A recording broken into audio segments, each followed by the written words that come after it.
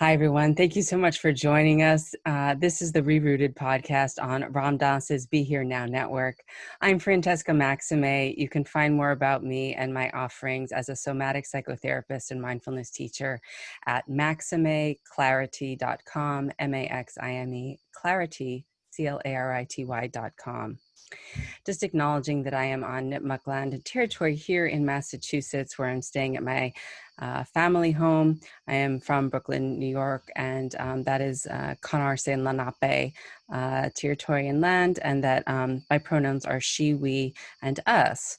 And as a Haitian, Dominican, Italian, American woman living at this time in late summer, early fall 2020, my, sort of amalgamation of me is sort of the, in many ways, conflagration of these things that we see happening in the streets. There's a lot of mixed ethnicity, mixed feelings, mixed kind of states of being and nervous systems, if you will, out there in the world. And I'm here to kind of talk to someone who knows so much about the combination of internal experience and also the influences of like cultural experience and imprinting. Sarah Peyton, international speaker and facilitator, has a passion for weaving together neuroscience knowledge and experiences of healing that unify people with their brains and their bodies, and dare I say their heart. Their hearts. Sarah makes interpersonal neurobiology research available for our embodied brains to use in living at peace with ourselves. And Sarah's website is empathybrain.com. And I just want to introduce Sarah. She's also the author of Your Resonant Self, the book, and working on the workbook accompaniment to that also. So Sarah, welcome. It's beautiful to see you again, I'll say. Thank you, Francesca. It's a delight to be with you. One of the things that I love about you, and there are many, is the language that you choose. And you choose sweet language and softer, gentler, encouraging, often affirming, I find, language. And part of that is because you have a background in nonviolent communications as one modality, but you're sort of involved in a different variety of influences. Can you just maybe tell our listeners and viewers a little bit about what's influenced your body of work and what's brought you to using the lenses that you use, and then we'll unpack a little bit more about how those apply to this moment and racialized trauma and racialized trauma healing. Thank you, Francesca. First of all, to acknowledge the land I'm on. Of course, I'm just white, and I'm on this land that was taken by false treaty from the Chinook people here along the Columbia River between Oregon and Washington. The folks who were negotiating the treaty had the Chinook people sign it and then sent it to Washington, D.C., and the Congress never signed it, never approved tribal status for the folks that this land belongs to. So not only am I on indigenous land taken by genocide, I'm on indigenous land taken by false treaty. So it's an honor to step into even being asked about anything to do with racialized trauma. Just to start with, I want to say, I have such a love for humanity and such a longing for us to do less harm with each other. So I'm just grateful to be here, do what I can, and obviously have my own limitations and blinders. But the three streams of knowledge that come together for me are nonviolent communication, as you mentioned. I'm a certified trainer of nonviolent communication. And relational neuroscience. What do our brains do in relationship? How are we changed by relational connection? Francesca, how do you and I change each other in our dialogue? How are we moved? How are we touched? How do our brains shift? Because our brains shift in response to one another. And the more connected we are, the more we're shifting each other's brains. So that's the second. And then the third stream that I love working with is family constellation work. So how are we in relationship with our ancestors? How are we in relationship with historical systemic trauma? How has poverty impacted our epigenetic profile and impacted what we believe we can do and how we have a sense we can move through the world? How do we, in many ways, how do we limit ourselves in order to stay loyal to the beloved people who went before us. And because it's hard. It's a hard thing to go to a place where our ancestors haven't been. It might be a place of more abundance, financial. It might be a place of being able to see systemic racism. Maybe our ancestors never saw it and wouldn't acknowledge it and were part of the genocide that came with enslavement and the genocide of the North American indigenous peoples. So how are we impacted by our historic blindness? How are we impacted now in this moment by our present day blindness? What can we do to be in relationship with larger systems so that we move again with less harm in the world? Beautiful. Thank you. And I do think that, you know, those are three modalities that that I'm familiar with, and I'm not formally trained in, but I use Marshall Rosenberg's nonviolent communication often as a framework for dialogue, or at least in attempts, especially with couples.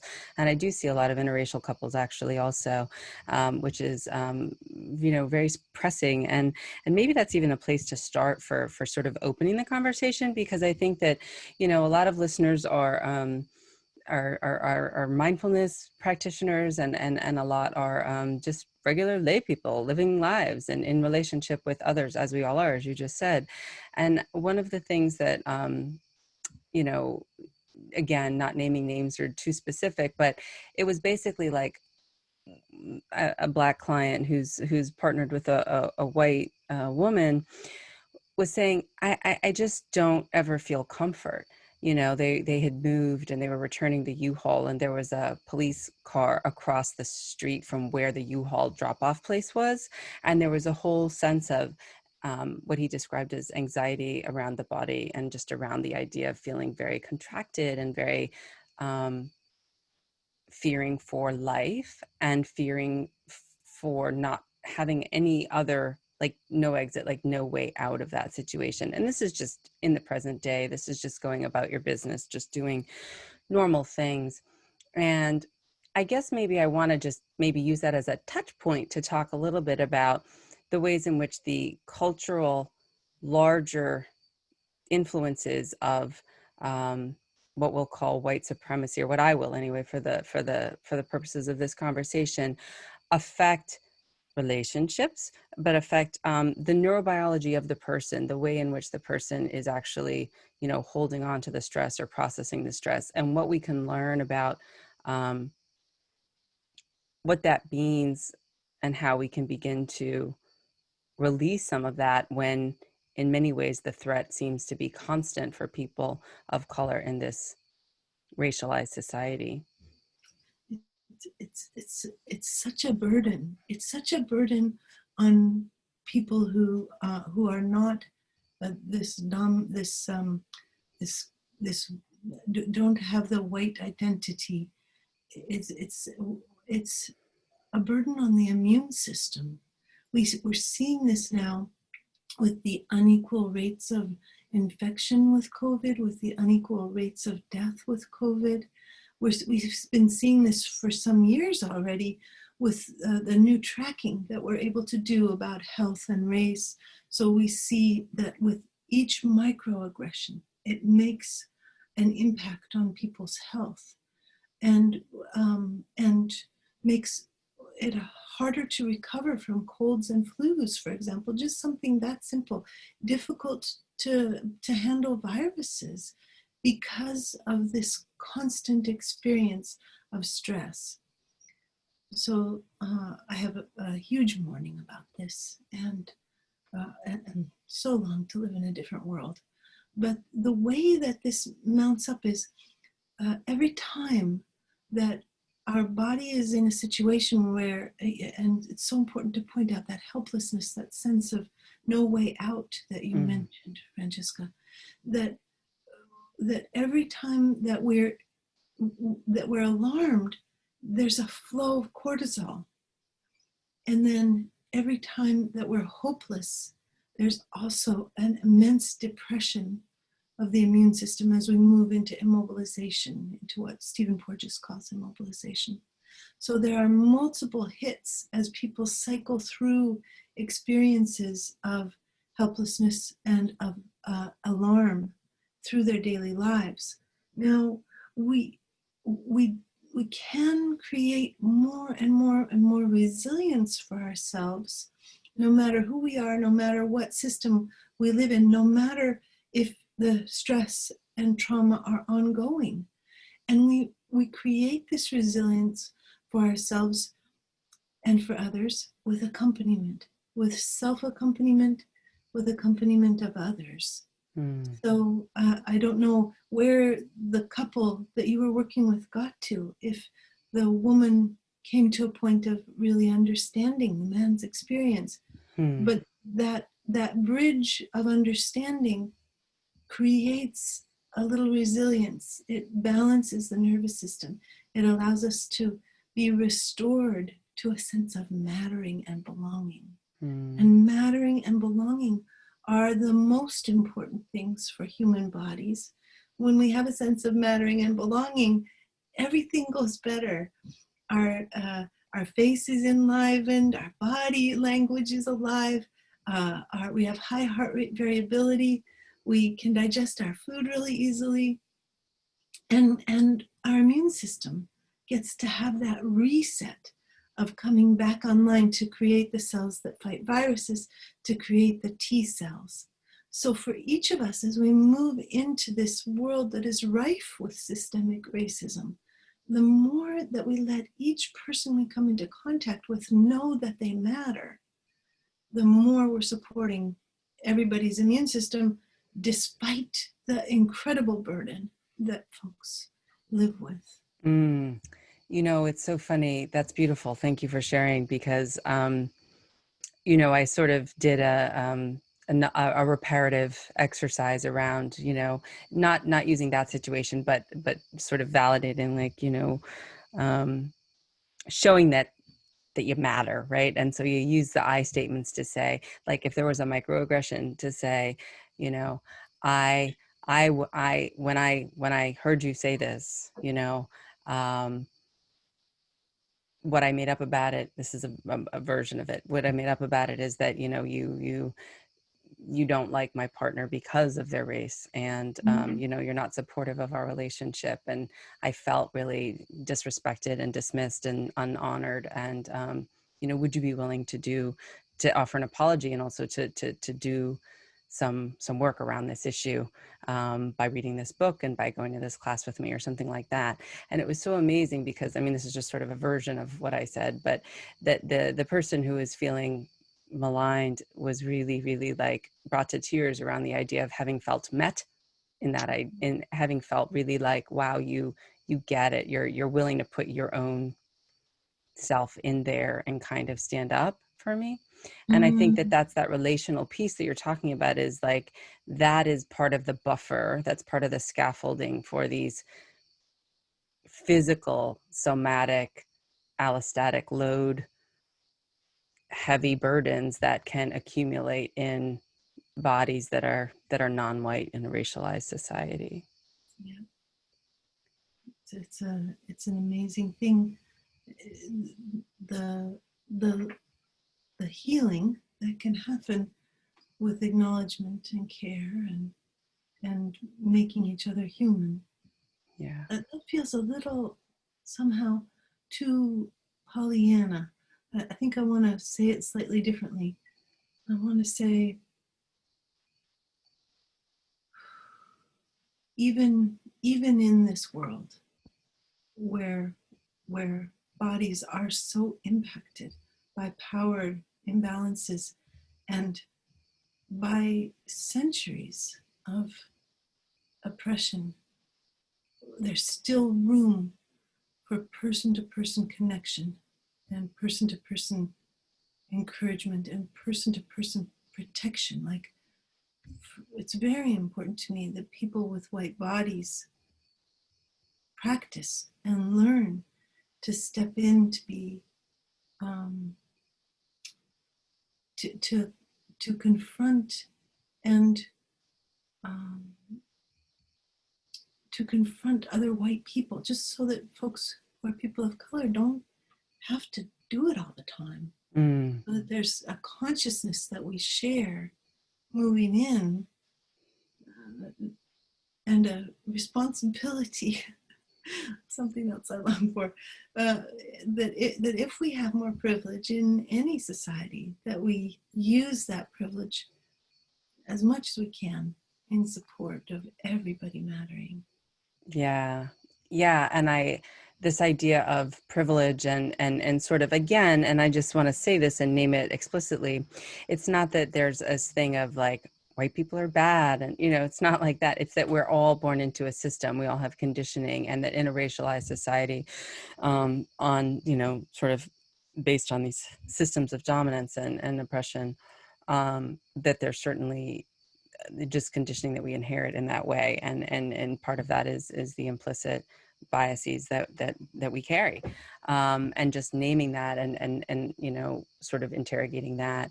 And I think one of the things that often I see come up with that is for people who are white, that there's often a lot of shame that feels like it comes up, and there's a lot of difficulty, I think, and that shows up in the body and also in the behavior and the comportment when dealing with things like racism and trying to address it. And you just talked about Stephen Porges and polyvagal theory, which kind of is explaining the ways in which we have our survival responses, and you have a constellation, if you will, of survival responses. And you also work with something that you call unconscious contracts. And I'm wondering if you could kind of maybe talk a little bit about any of that in terms of how it may or may not pertain to shame, if that even fits together. Yeah, it totally fits. All of it really fits together.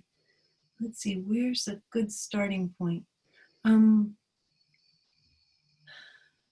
First of all, just to touch on this subject of the way that shame comes up when something like racism gets raised, and the burden that non-white bodies have carried for so long, that the shame would be so great it would just shut down people's ability to hear feedback. And part of so I want to just acknowledge that this is that this is a long-standing pattern for folks who are white-bodied, that the shame takes them out and they stop being relational. Mm. And so let me explain a little bit about unconscious contracts so that we can put them into this context. And I'm very moved by the way that this unfolds when people do this work. Part of the way that we humans respond to relationship is we try so hard to learn from our moments of heartbreak.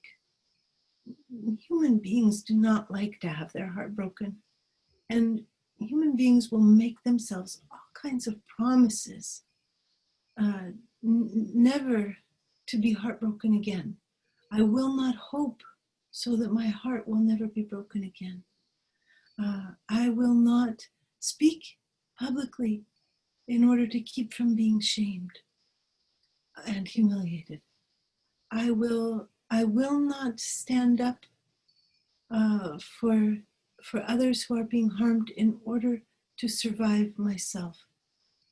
Contracts that come not from the present day, but that come from the past, from our childhoods, from moments of trauma, and from moments of lack of accompaniment. Humans need more than anything else to feel like there's somebody with them.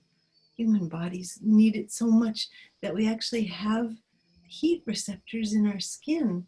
This is the work of James A. Cohen, that we have heat receptors in our skin that are specifically meant to feel body heat. They aren't meant to let us know we're being burned. They aren't meant to let us know that things are too cold. They're specifically like little feelers that's in everybody's skin that's just going, is there anybody here? And of course, here we are in COVID in the US, with Right. so much isolation. Our bodies are starving for body heat and Yeah. action. Yeah. Um, so so here we are. We can make contracts never to get it wrong, always to get it right. I, Sarah, solemnly swear to my essential self that I will never do things wrong, that I will always do them right, so that I can belong, and so that I'm not shamed, and so that I'm not alone in this world, no matter the cost to myself. And if we keep this contract to always get it right, to never make mistakes, then we're not open to hearing that we've made a mistake. We're not Mm. available to be able to do the download of going, oh my God, I hurt you. I'm appalled and sorry and sad, and I don't want to hurt you. That's a deep learning Mm. that cannot happen if we have an agreement with ourselves never to be wrong. And the world that we live in, the colonized world that we live in, has been so strangely glorifying of perfection and of doing it right and getting it right. So for me, it's a bit like we're seeing the traumas of specifically intensely seeing the traumas of the loss of land in the 1400s in the British Isles that created this centuries of a flood of immigrants that went out and took over the world with these cultural contracts. Mm. And so we need to learn to let go of our contracts. This is the second Cultural book. contracts. Yeah. Yeah, I just think I yeah, want to just underscore that, like that this is a not just a me thing, this is a cultural piece. This is a in order to, like you say, get it right, I do solemnly swear that I'll get it right the first time in order to not be rejected, to be abandoned, to fit in to whatever it is, and that can be a cultural phenomenon as much as it can be a personal one. yeah, yeah. I love what Bisma Menachem says. He says, uh, we call personal trauma personality. We call family trauma, I'm paraphrasing, so I'm not exactly right. Mm. We call family trauma uh, family stories, and we call uh, systemic trauma culture.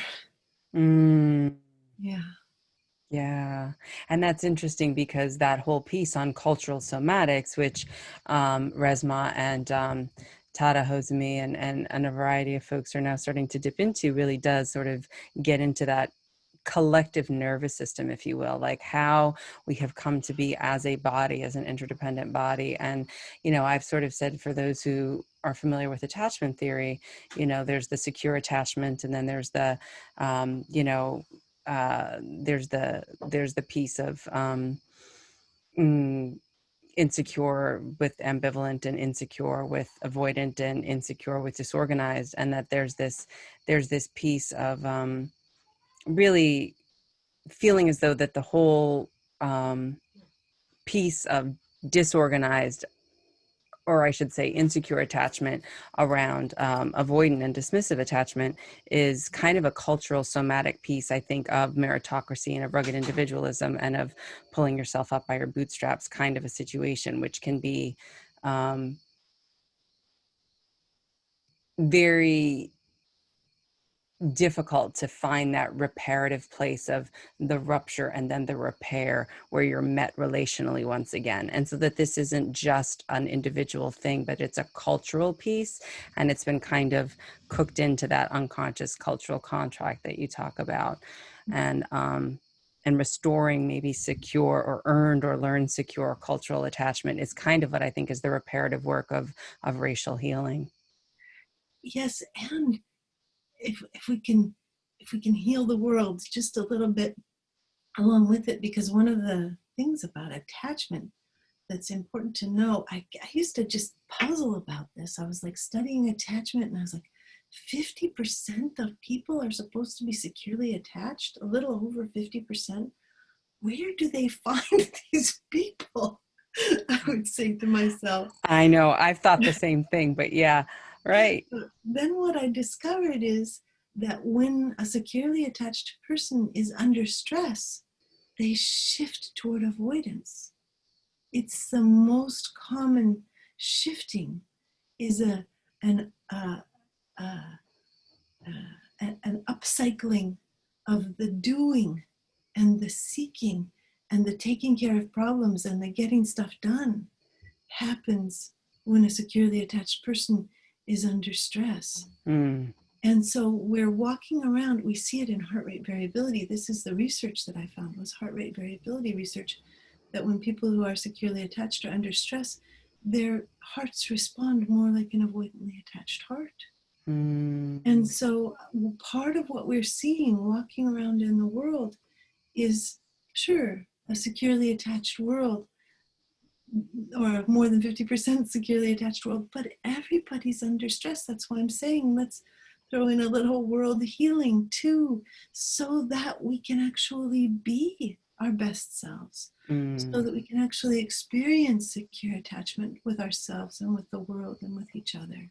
Yeah, that's beautiful. And you know, I have to remember that when I first reached out to you to do this podcast, it's because you had put out a beautiful email newsletter, as you do, again, empathybrain.com. And Sarah, you can find on the nonviolent communications portals, as well as her own website, Sarah Peyton, that really, that your way of holding space for acknowledging the ruptured and acknowledging the pain and the piece around accountability as being reparative is also, I think, so critical to the healing. And so, you know, we started talking a little bit about the shame response and the polyvagal response, and then we kind of widened it to the cultural response of just like me as a person and my unconscious contract to what's our cultural unconscious contract.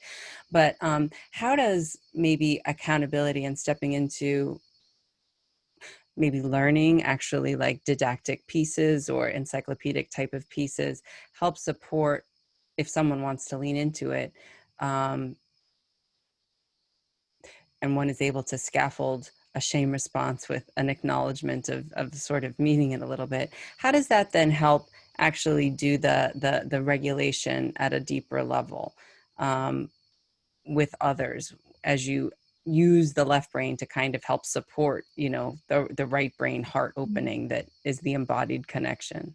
The easiest movement for us, anyone who has privilege and wants to be more accountable and be able to receive feedback, is to release the unconscious contracts that lead us to believe that there's a right way to do things. Once we let go of the idea that there's a right way to do things, then we're more fully in the present moment, and we're actually able to perceive that something has gone wrong. Oh, you know, Francesca, your face has stopped moving. I must have said something, or that something happened about 3 or 4 sentences ago. What, please, have I said something? You know, to have that level of a capacity to notice the people that we are in relationship with comes with the release of the unconscious contracts. Because the unconscious contracts, when we break them, so I have a contract not to do any harm, not always to do things right. Somebody says to me, hey, ouch, that just hurt. I can't actually hear them. I've gone into a shame response because my contract is broken. Takes me into the immobilization state, the immobilization state, the collapse of the nervous system. And in that state, I'm no longer noticing my partner or my friend or the person who I was walking by on the street. I don't see them anymore because shame casts our eyes down. And many people have a rage response to their own shame. And so then there's that reactive outburst. What do you mean? I'm not a racist. And racism, the epithet racist, has been used so very personally negative, so associated with terrible violence, with the violence of the civil rights movement. And so there's a reclamation underway of the word racist as to really signify systemic forces that we are subject to, that we're stepping into, that we need to become aware of, that we can't always help, that there is no right way, that for one person of color or one non-white body, there's going to be one response that actually supports connection and supports a sense of belonging. And there's going to be the same response with another person of color. It's not going to work at all. It's going to fail miserably. The more we come into relationship with who people actually are and how they're responding, rather than thinking that anyone is a representative of a group, except to acknowledge harm, systemic harm. We need to be able to do that. The better off our bodies will be receiving feedback, and the better off the bodies of everybody around us are going to be, because there's no collapse and then rage that prevents connection. Yeah. The Yeah. rage. No, I just, the rage that prevents the connection. I mean, I've seen that happen a lot. And if you're not collapsing feels bad, but rage in some ways can feel, in some ways, in a short-term kind of a hit kind of a way, feel more empowering or something. Exactly. It brings life energy back to the system, and it throws off the shame. And so I think it's the sort of the ongoing state of the folks who are opposed to anti-racists. There's an ongoing state among the white supremacists, nationalist groups, the Proud Boys, these strangely terrifying groups of folks who are white, who are visiting violence and fear upon others. Yeah, and I mean, we talked a few weeks ago, and in early August and mid-August, and now we're talking at the very beginning of September, and there's a lot that's happened in the last few weeks, and a lot of it has been more of the same, and more of the same meaning more police murders of unarmed Black people, and more violence by white people, and murders by white people. I mean, it's just a lot. And I just think that to think about it from the perspective of what is it going to take to make a difference? Like, where is the point of entry as individuals, as a collective? Is it through doing personal healing work? Is it through doing your own trauma work? Is it doing this old, is it doing, what are your unconscious contracts pieces? I mean, these are sort of big questions and sort of more existential questions, but I think a lot of people feel like they want to jump ahead to kind of do something and fix it, or they want to kind of go to a place where there's a spiritual bypassing, they call it, John Wellwood's term, about, oh, we're all one, and that's, yeah, but that doesn't happen all the time, or it was just one individual, or they didn't really know, or whatever it is.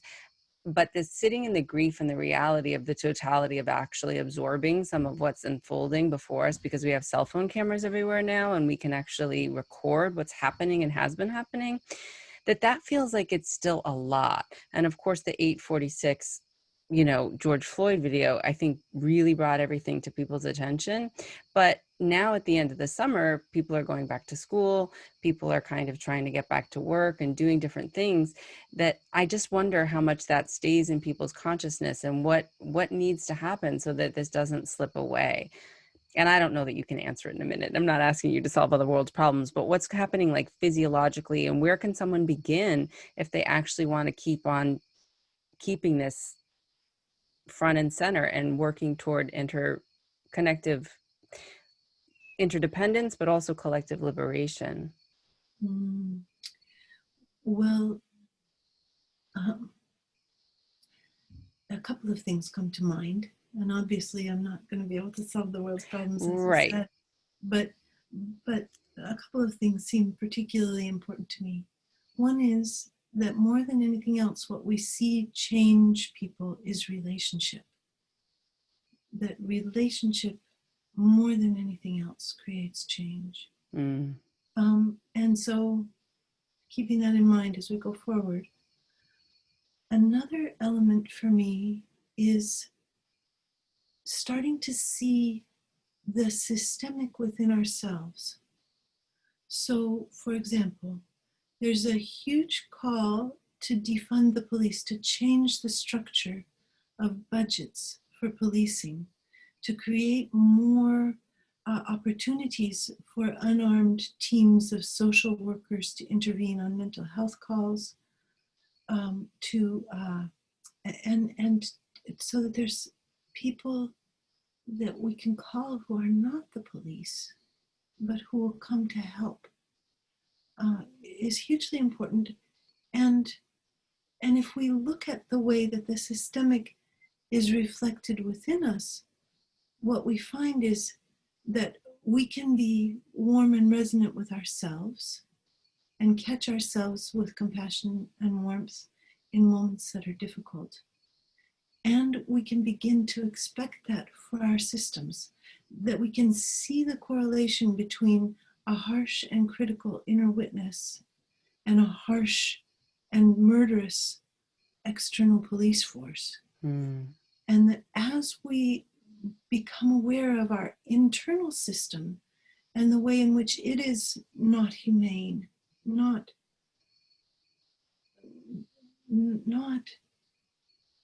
caring, then we become more and more aware of the systemic. So there's something for me in both narrowing our vision to real connection and relationship and sharing impact, which we can talk about in a moment, and also simultaneously widening our vision so that we see the outer world and how it reflects our inner world.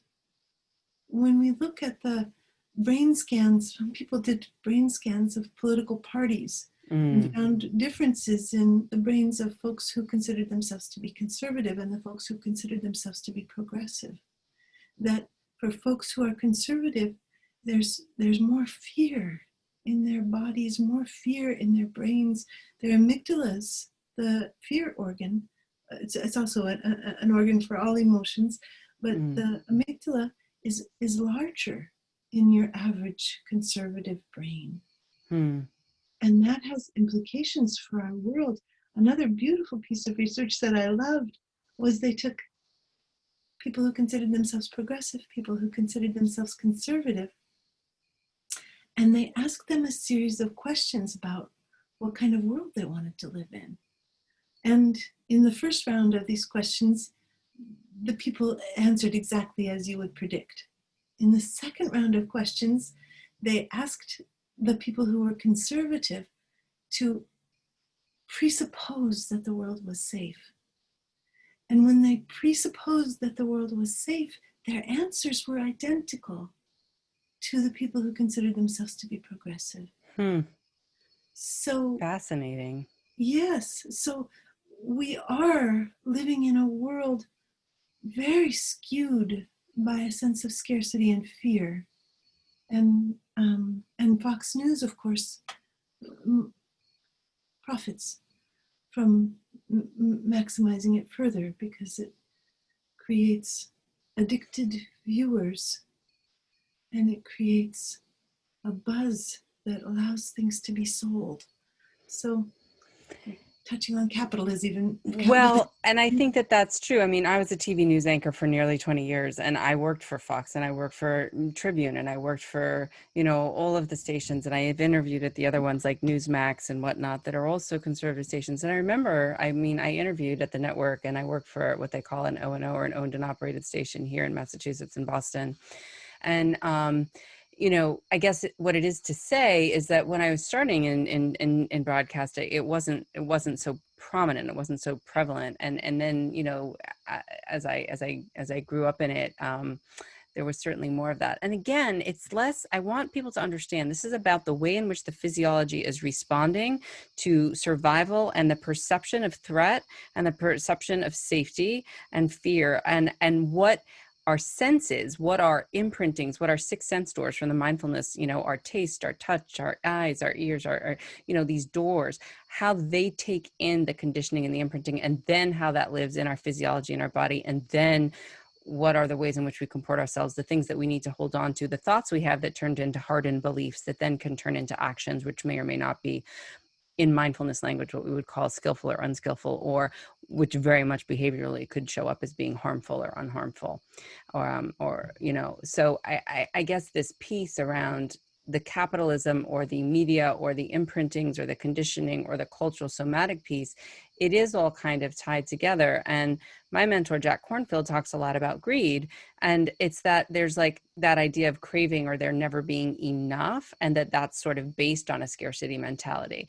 And when you hear a lot of people who are people of color talking about doing reparative work or just doing work that's like self-centering during this really turbulent time, a lot of it is about abundance, and a lot of it is joy, and a lot of it is about like, sort of countering the narrative and like resting as opposed to grinding. And I don't know if you can kind of go there or talk a little bit about that, and maybe how that lands for you as a resistant mechanism. Um, that there is, I think, in this uprising, there are some very joyful elements that can touch us deeply. The sense of at least some people beginning to understand where they had never understood before, people being moved, people having a sense that this is important, people having a sense of engagement and participation and community. So precious. So there's no price that can be put on it. It's a kind of abundance that is rare. That's really the true scarcity in this world, is the scarcity of joy and the scarcity of a sense of really belonging. Much more scarce than money. But the more we move into claiming it, like that we get to be joyful, we get to mourn deeply and be joyful no matter who has the structural power.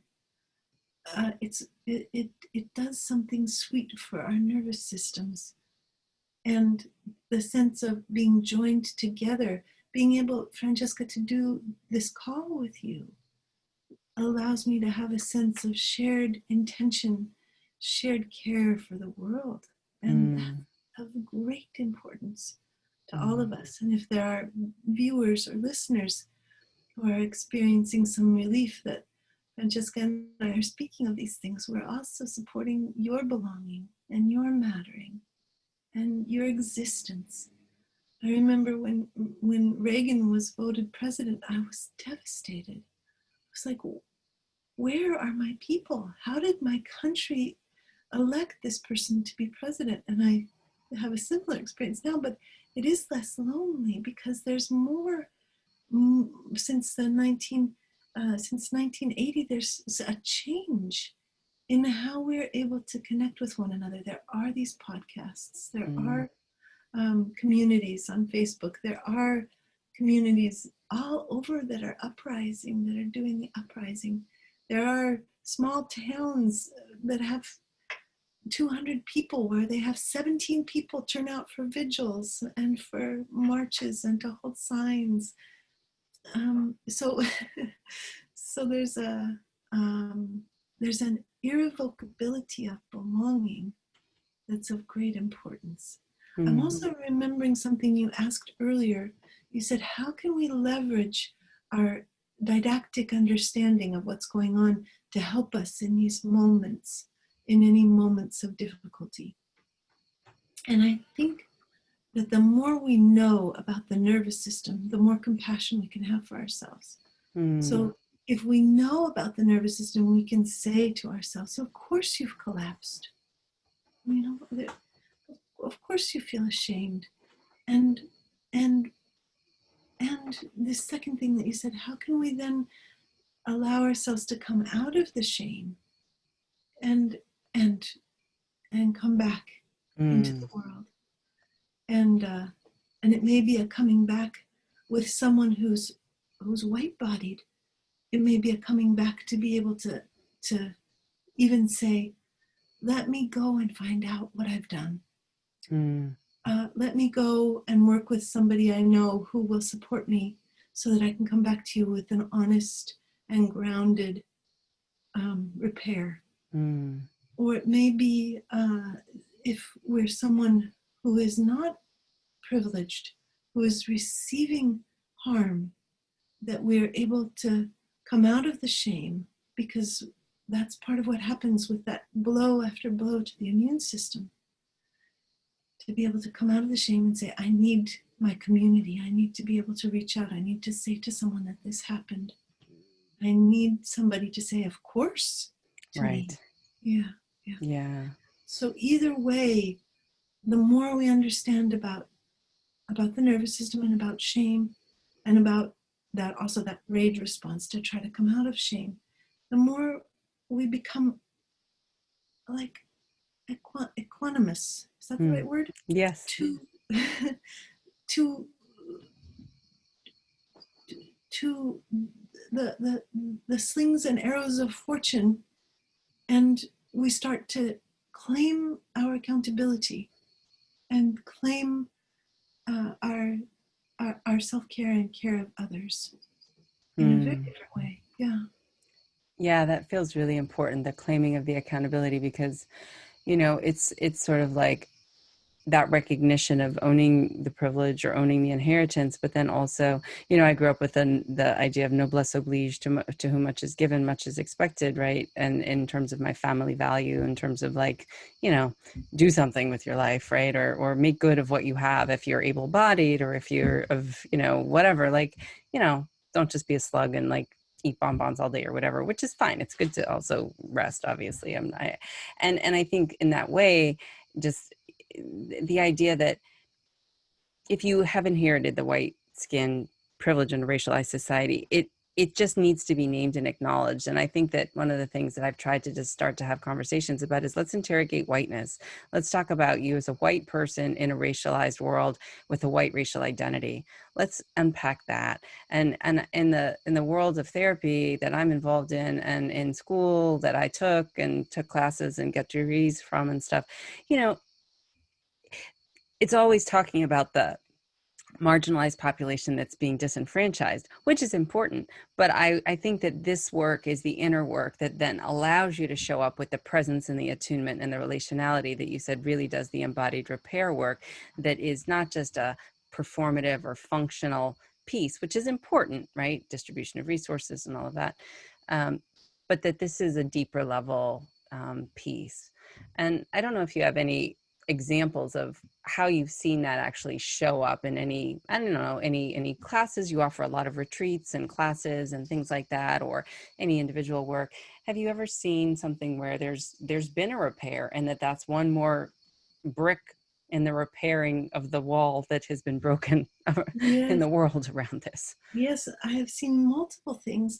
One that comes to mind is it has happened several times with people who are white-skinned, white-bodied, um, who uh, who let go of the contract to do no harm, Mm. that let go of contracts to always get it right. And I've had them say afterwards, no wonder, no wonder, no wonder people have told me that I'm white privileged. I see now.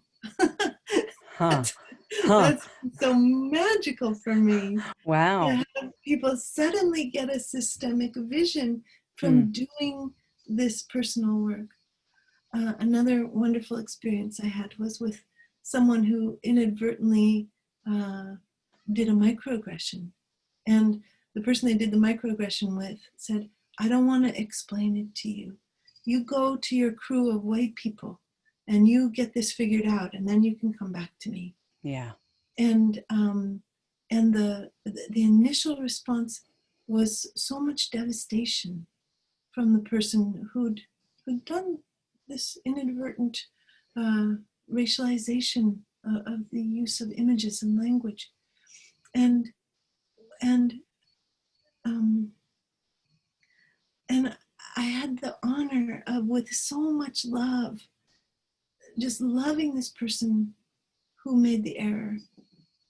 And I realize that I'm using right, wrong language, but who did this thing that was painful to another person, and taking this person through my own process. This is what I've discovered. This is how I see it, and that person's body settling to a point where they could write a beautiful letter back of acknowledgement. Very short. It said, now I understand what I have done. And I understand why it was painful for you. And if you'd like to tell me anything more about it, I'm here. And yeah. And so we're changed when we're loved, when we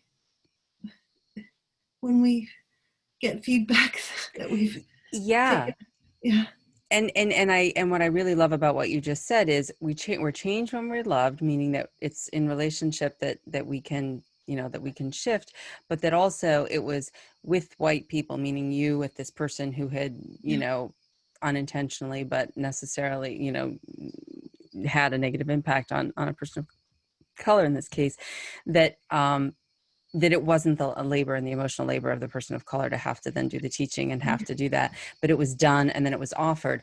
And I just want to add that, like, I think there can be also a tendency of like, ooh, do I get brownie points now? Gee, can I post this on Facebook that I wrote this letter? Gee, like, but that I sense, and I think people know the difference. And I think that, like, in this case, it's clearly not that. Clearly, this is just a real accountability with a humility that comes forward, that is felt and kind of deep, and it can be received in a way that, oh, I did this good thing, like I made up for it, or I'm going to donate the money now, or do whatever it is to, and how that just is like Teflon. And there's just a whole different sense and texture of what you're talking about, which is a real metabolizing, and that love is part of the lubricant of that. Yes. And we can't do it unless we love ourselves. And we can't do it unless we let go of our contracts to always be right. Sarah Peyton, I think that is a beautiful place to sort of wind down our conversation for the evening. Is there anything else that you would like to add? Because obviously this is a wide-ranging conversation, and I think that it's not going to get any easier, but I think that having the tools of understanding that the physiology and the cultural piece of our nervous systems and the safety and threat, I think, is certainly a big piece, and that the importance of relationship is what you bring. So any parting words or thoughts? Gratitude for your work in the world, and to you for inviting me to come and talk with you. I'm very honored. Sarah Peyton, empathybrain.com. And your new book, you want to just mention? Yeah, the Your Resonant Self Workbook. This is the old book, Your Resonant Self. And the new book is the Your Resonant Self Workbook. It'll be out next summer. Beautiful. And people can learn more about unconscious contracts and your work and your offerings on empathybrain.com. Thank you so much. Guided meditations. Free guided meditations. Yes, you do. You have a lot of free offerings on there also. Meditations and a variety of tiered pricing levels, and open to all kinds of people. So Sarah Peyton, thank you so much for being here on ReRooted. So much appreciate you. And anyone who wants to reach out to me, I have a lot of resources on my website, maximeclarity.com/resources, anti-racism resources, and also classes, books, authors, philosophers, people that you can look into if you want to unpack it. So thanks again, Sarah. Take good care. Thank you, Francesca.